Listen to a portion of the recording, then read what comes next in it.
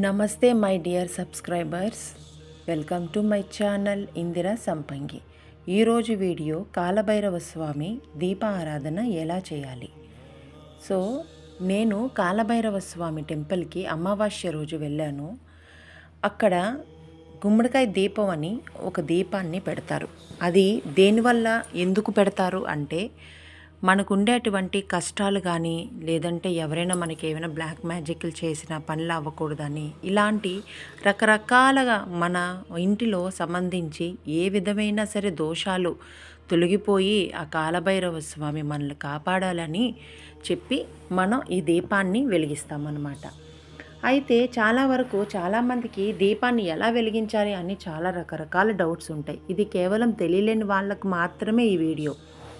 ముందుగా అక్కడ పరిస్థితిని బాగా చూసుకొని, అక్కడ ఒక బల్ల అయితే పెట్టారు. కానీ ఆ బల్ల బాగా జనాలు ఆ బల్ల దగ్గర ఉన్నారని చెప్పనేసి నేను ఈ సైడ్కి వచ్చేసి నేను తీసుకొని వచ్చినటువంటి సామాగ్రి ఏవైతే ఉందో దానిలో ముందుగా కాయని తీశాను. కాయ ఎగుడు దిగుడు ఉండకూడదండి, కరెక్ట్గా రౌండ్గా కట్ అవ్వాలి.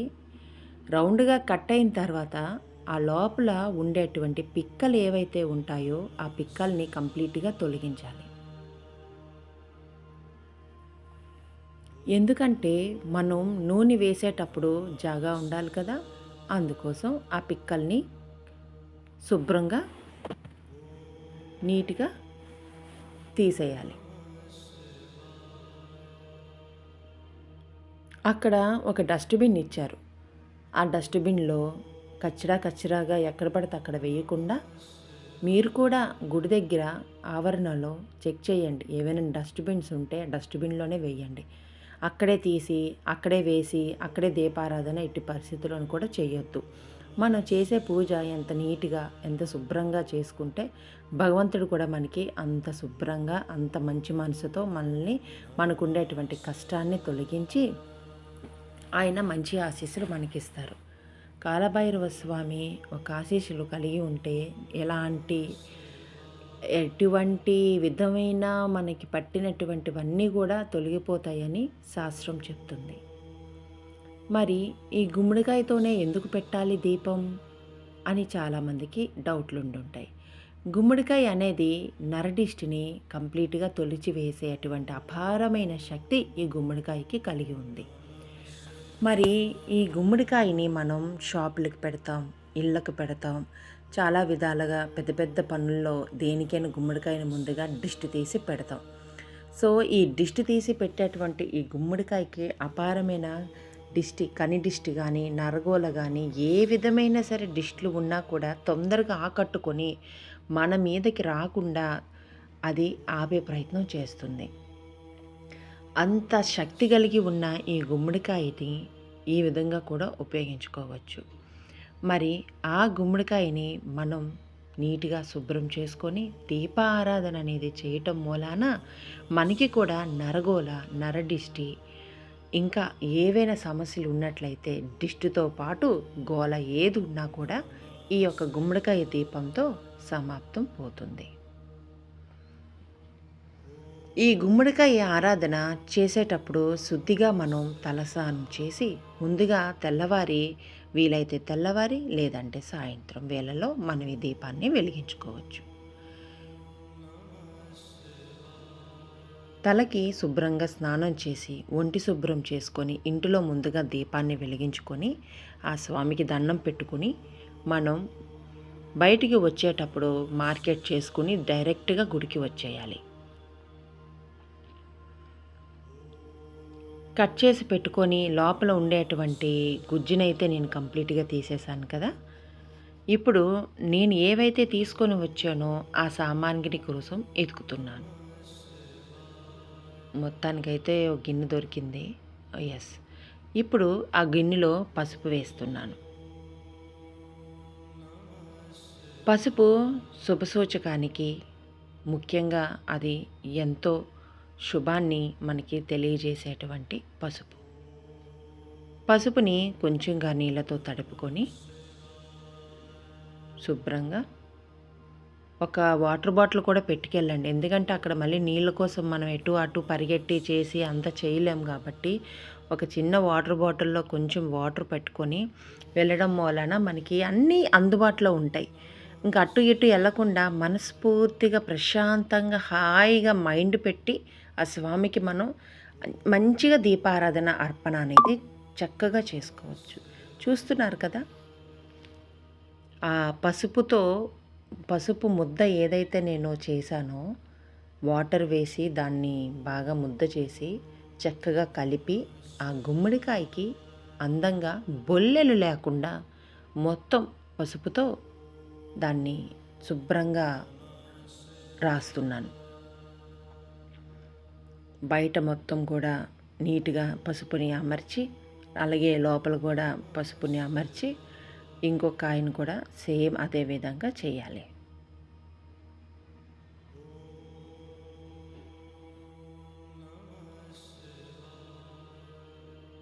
ఈ పసుపు శుద్ధి చేయిస్తుంది. అంటే ఆ గుమ్మడికాయ ఏ విధమైన దిష్టి ముందే కలిగి ఉండకుండా మనం దీన్ని మన పవిత్రత కోసం దాన్ని శుభ్రం చేసుకునే విధానంలో ఈ పసుపు వేసి మనం శుభ్రం అనేది చేసుకుంటాం. పసుపు అయిపోయిన తర్వాత కొంచెం కుంకుమ తీసి కుంకుమ బొట్లు దానికి చుట్టూరా కుంకుమ బొట్లు పెట్టుకోవాలి. పసుపుది తీసి పడేసానండి. పడేయడం అంటే అక్కడ పడేయలేదు, నేను కవర్లోనే పెట్టాను. మీరు గమనిస్తే అక్కడ ఏవి కూడా నేను చండాలం అయితే చేయలేదు. ప్రతిదీ నా బ్యాగ్లోనే వేసుకున్నాను. ఇప్పుడు మళ్ళీ ఫ్రెష్గా ఇంకో పళ్ళెం తీసుకున్నా. పళ్ళెం అంటే అదే చిన్న ప్లేటు. దానిలో కుంకాన్ని వేసి నా చేతుల్ని శుభ్రంగా తుడిచి పసుపుతో ఉండే అటువంటి నా చేతుల్ని తుడుచుకొని మళ్ళీ నీట్గా నా చేతులతో మళ్ళీ పసుపుని నేను అందంగా అలంకరిస్తున్నాను ఆ గుమ్మడికాయకి. మీరు బాగా చూడండి, వీడియో పూర్తిగా చూడండి. ఎంత అందంగా నేను ఆ దీపారాధన చేశాను అనేది మీకు అర్థమవుతుంది. ప్రతిదీ కూడా వివరించి మీకు అందంగా చూపిస్తున్నాను. మీరు ఎటువంటి తప్పు చేయకుండా నా వీడియో మీకు దీపారాధనకి మంచి హెల్ప్ అవుతుందని నేను కోరుకుంటున్నాను. దయచేసి తెలిసి తెలియలేనివి తప్పులు చేస్తూ ఎలా పడితే అలా వెళ్ళి దీపాన్ని పెట్టద్దు. దీపానికి ముందు అలంకరణ ఎంతో ముఖ్యం. అది గుమ్మడికాయ దీపమైనా సరే, మనం ఇంట్లో ఆరాధన చేసే దీపమైనా సరే, అలంకరణతో దీపాన్ని ఎప్పుడు కూడా మనం వెలిగించుకోవాలి. ఇదే విధంగా ఇంట్లో కూడా నా దీపానికి ఎప్పుడూ గంధం బొట్లు ఉంటాయి, పసుపు బొట్లు ఉంటాయి. దీపం వెలిగించిన తర్వాత పువ్వులతో దీపాన్ని చక్కగా అలంకరిస్తాను. ఇది ఎప్పుడు నేను చేస్తాను. చాలామంది చేస్తారు, కొంతమంది విషయం వచ్చేసరికి చెప్తున్నాను. సో కుంకుమ బొట్టులతో నేను అందంగా అలంకరించుకున్నాను నా గుమ్మడికాయ ముక్కల్ని. మరి ఇప్పుడు ఒత్తు తీశాను. మార్కెట్లో పెద్ద ఒత్తులు దొరుకుతాయి. పెద్ద ఒత్తు అని అడిగితే ఇస్తారు. 2 చుట్టుకొని ఉండేటువంటి ఒక పెద్ద ఒత్తు దొరుకుతుంది. ఆ ఒత్తునైతే తీసుకొని కొత్తవి చక్కగా చాలామంది నూనె పోసి దీపం ఒత్తుని లోపల ముంచుతారు. కానీ ఎట్టి పరిస్థితుల్లో ఆ పొరపాటైతే చేయవద్దు. దీపం వెలిగించే ముందు మొదటిగా ఒత్తుని మనం దానిలో పెట్టాలి. కుందైతే కుంది, ఇంట్లో చేసుకునేటువంటి కుందైతే కుందిలో పెట్టుకోవాలి. లేదా గుమ్మడికాయ దీపాన్ని గురించి వచ్చేసరికి గుమ్మడికాయ దీపానికి కూడా అదే విధంగా ముందు ఒత్తిని అందులో పెట్టాలి. దయచేసి ముందుగా నూనె వేసి మాత్రం ఒత్తిని పెట్టకూడదు. మీరు ఎక్కడైనా చదవండి, ఎక్కడైనా తెలుసుకోండి. తెలియకపోతే దయచేసి మీకు ఏమనిపించిందో నా కామెంట్ రూపంలో పెట్టండి. నాకు తెలిసినంతటి వరకు దీపాన్ని వెలిగించే ముందు ఒత్తు ముందుగా పెట్టాలని నేను విన్నాను, చదివాను. కాబట్టి నాకు తెలిసింది మీకు చెప్తున్నాను. మీకు నచ్చితే పాటించండి, నచ్చకపోతే మీకు నచ్చినట్టు చేసుకోండి. మరి కల్లుప్పు మీకు తెలిసే ఉంటుంది. కల్లుప్పుని మనం మార్కెట్లో కొత్తది తీసుకొని ఆ కల్లుప్పు తీసివేసి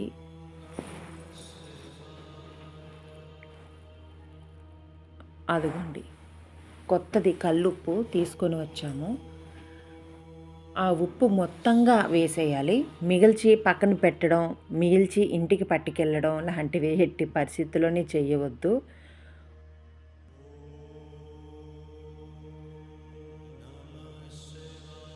మొత్తం ఉప్పుని నీట్గా సర్ది పెట్టుకొని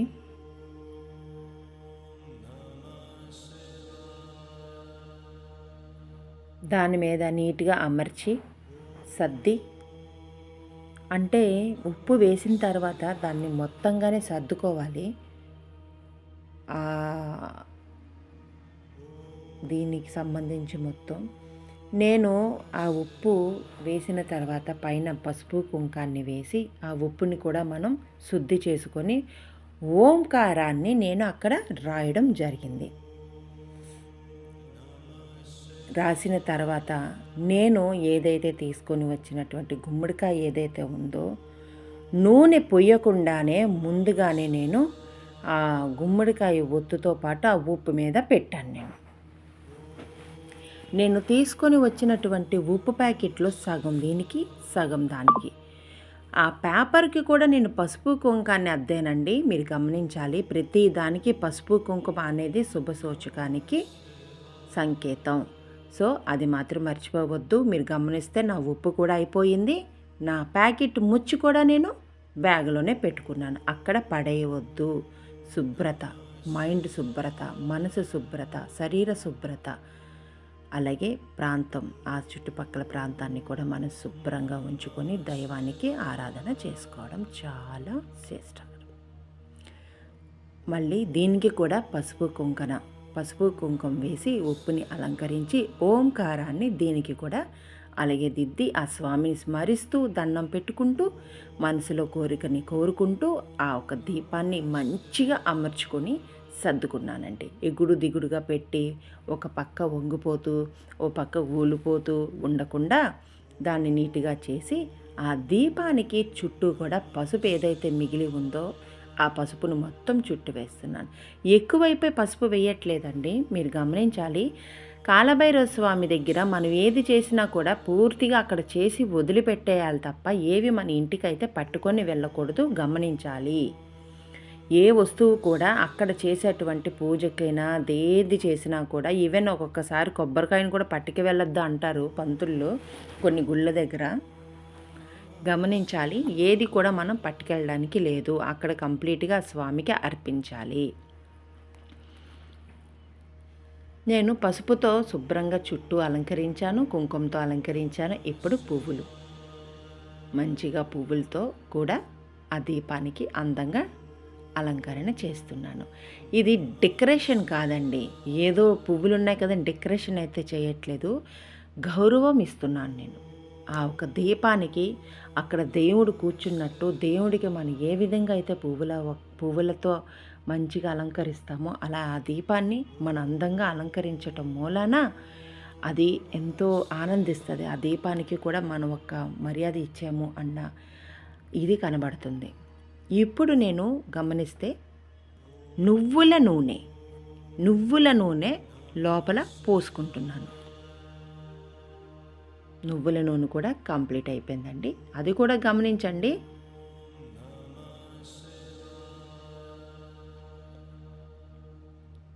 ఒక చిన్న బాటిల్ అయితే సరిపోతుందండి. పెద్ద బాటిల్ కొనేసుకొని అది మిగిలిపోయాక అక్కడెక్కడ పడేయడము, పెట్టేయడము, లేకపోతే ఇంటికి పట్టుకెళ్ళిపోవడము చేయొద్దు. దయచేసి నా వీడియో పూర్తిగా చూస్తే మీరు ఇందులో ఏవైతే తప్పులు చేస్తారో ఆ తప్పుల్ని మళ్ళీ సరిదిద్దుకోండి.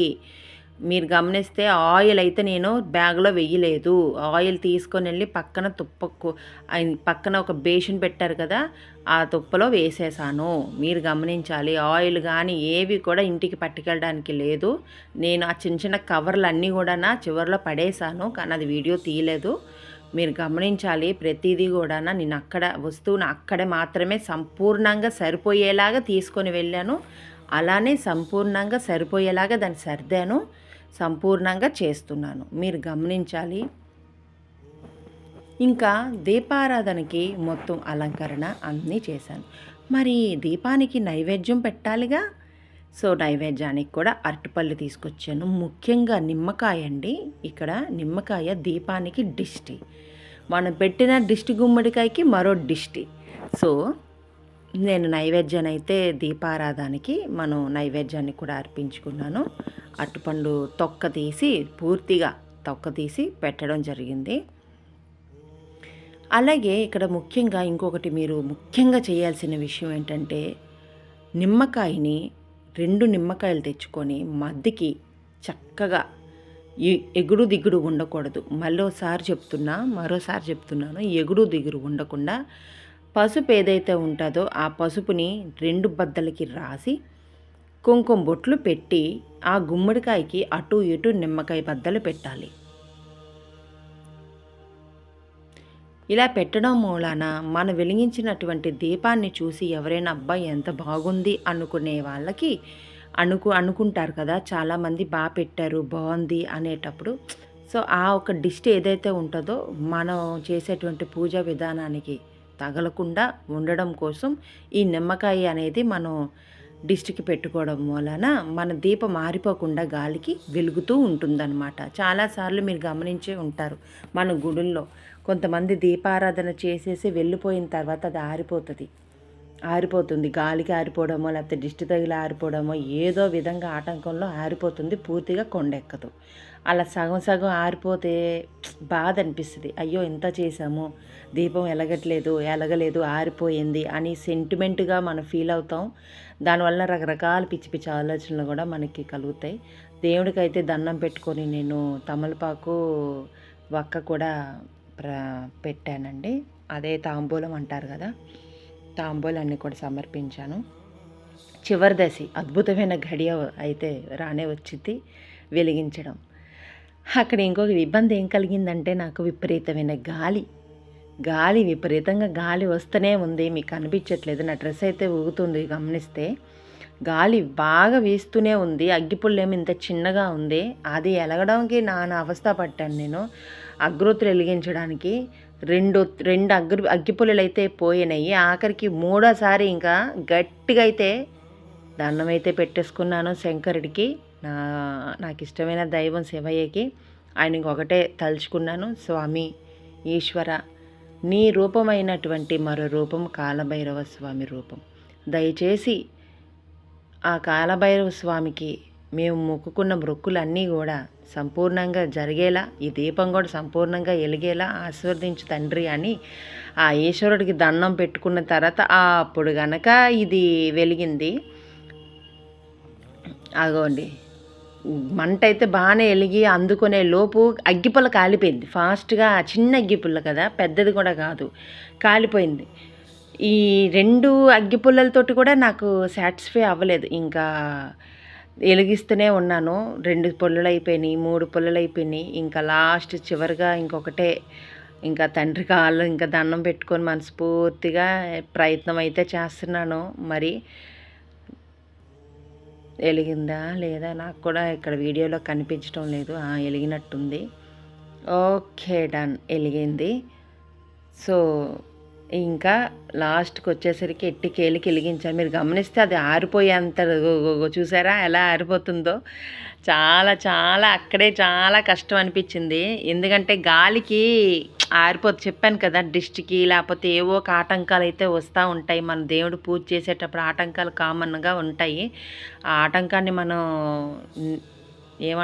ఆటంకాన్ని మనం ఎదుర్కొని ముందుకు వెళ్ళగలగాలి. అలాగే ఏ విషయానికైనా, భగవంతుడి విషయంలోనైనా ఏదైనా సరే అలాగే జరుగుతుంది. సక్సెస్ఫుల్గా అయితే దీపాన్ని వెలిగించడం జరిగింది. భగవంతుడి కృపతో, భగవంతుడి అనుగ్రహంతో నీట్గా అయితే 2 దీపాలని నేను చక్కగా వెలిగించాను. ఫ్రెండ్స్, మీకు ఒకటే చెప్తున్నా, పూజ చేసేటప్పుడు మంచిగా భగవంతుడి మీద ధ్యానం పెడుతూ చేయండి, సక్సెస్ఫుల్గా కంప్లీట్ అవుతుంది. నేను అక్కడికి వెళ్ళి దర్శనం చేసుకొని మళ్ళీ రిటర్న్లో వెళ్తున్నా కూడా నా దీపాలు అందంగా వెలుగుతూనే ఉన్నాయి. మీరు లాస్ట్లో పిక్ చూద్దురు. ఇంకా దీపాన్ని కూడా అగరొత్తులతో నేను చక్కగా వాటికి కూడా నేను ఇది చేశాను.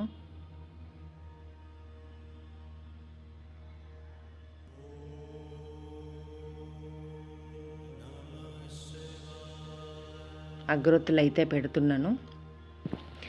కంప్లీట్గా నా ఒక కాలభైరవ స్వామి దీప ఆరాధన విధానాన్ని విడమరిచి చక్కగా నేను చెప్పాను కదా, మీకు అర్థమయ్యే ఉన్నదని నేను అనుకుంటున్నాను. మీకు ఎంతమందికి అర్థమైంది? మీ డౌట్స్ ఏవైనా ఉంటే నాకు క్లియర్గా మెన్షన్ చేయండి, కామెంట్ రూపంలో చెప్పండి.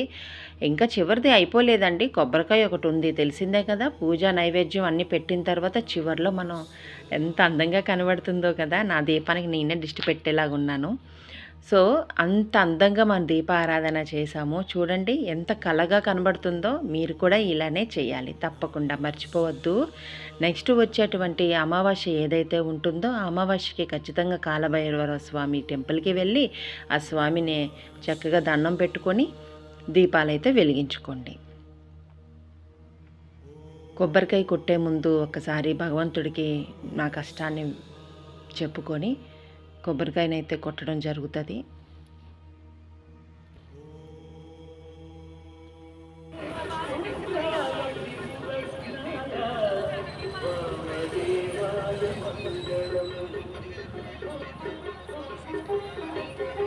దేవుడికి మనస్ఫూర్తిగా దండం పెట్టుకుంటున్నాను. మీరు దీపాలను గమనిస్తే ఎంత రెపరెపలాడుతున్నాయో చూడండి గాలికి. అయినా కూడా ఆరకుండా ఉండడానికి మనం నిమ్మకాయలు పెట్టాంగా, సో ఆరవు. నేను వీడియో తీస్తున్నానని పక్కన ఎవరు రాలేదు, వాళ్ళ పక్కనున్న దీని మీదే పెట్టుకుంటున్నారు పాపం. పక్క ఆంటీ అయితే నేను చేసే విధానాన్ని చూస్తూనే అలాగే చేశారు. సో నాకు అనిపించింది నా వీడియో చాలామందికి రీచ్ అవుతుంది, అందరూ తెలుసుకుంటారు అని. ఆ కాలభైరవ స్వామి దయ వల్ల నా వీడియో అందరికీ రీచ్ అయ్యి తప్పులు లేకుండా పూజ విధాన్ని కంప్లీట్ చేసుకుంటారని కోరుకుంటూ మీ ఇందిరా సంపంగి. కొబ్బరికాయ అయితే కొట్టేశాను. వీడియో నచ్చినట్లయితే ఖచ్చితంగా సబ్స్క్రైబ్ చేయండి, లైక్ చేయండి, మీ బంధుమిత్రులకు షేర్ చేయండి. మరి ఇంకా ఉంటాను, బాయ్. నెక్స్ట్ వీడియోతో